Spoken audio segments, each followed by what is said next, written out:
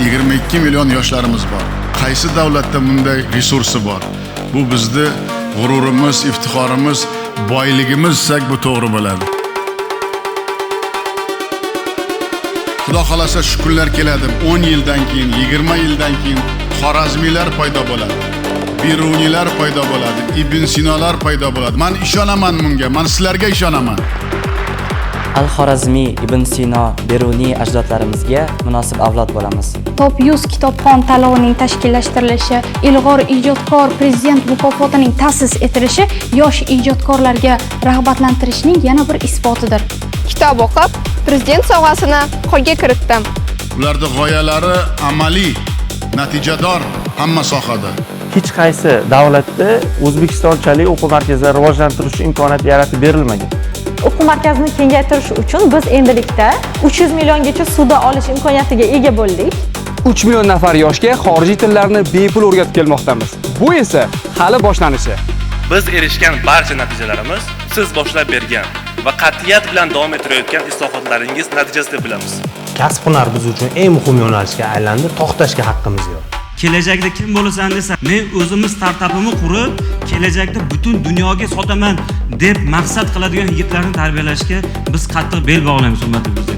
Bularning barchasi O'zbekiston yoshlarini butun yer yuzida hech qanday cheklovlarsiz erkin qanot qoqish uchun O'zbekiston Respublikasiga sadoqat bilan xizmat qilaman.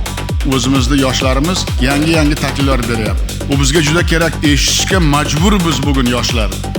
Yurtimizda faoliyat olib borayotgan olimlarning 48%ni ayollar tashkil etmoqda va men ham ushbu 48% olimi ayollarning biri ekanligimdan faxrlanaman.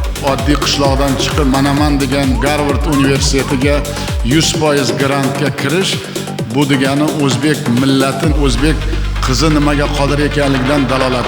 Mening maqsadim O'zbekistonga birinchilardan bo'lib Nobel mukofotini olib kelish. Nobel laureatlari bilan gaplashish oson bo'lmaydi kelajakda. Yangi O'zbekistonga yangi g'alabalar yarashadi. Biz shunday adolatli yilning baxtli juzlarimiz. Sizlar ilm oling, yangi g'oyalar bering, kashfiyot va loyihalarni qiling, izlanish va harakatdan charchamang. Men sizlarni doimo qo'llab-quvvatlashga tayyorman.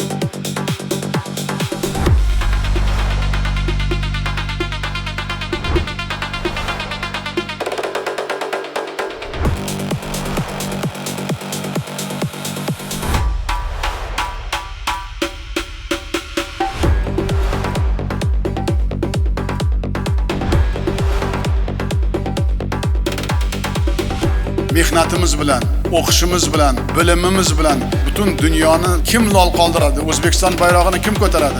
Faqat sizlar. 3-Renessans poydevorini sizlar qo'yasizlar.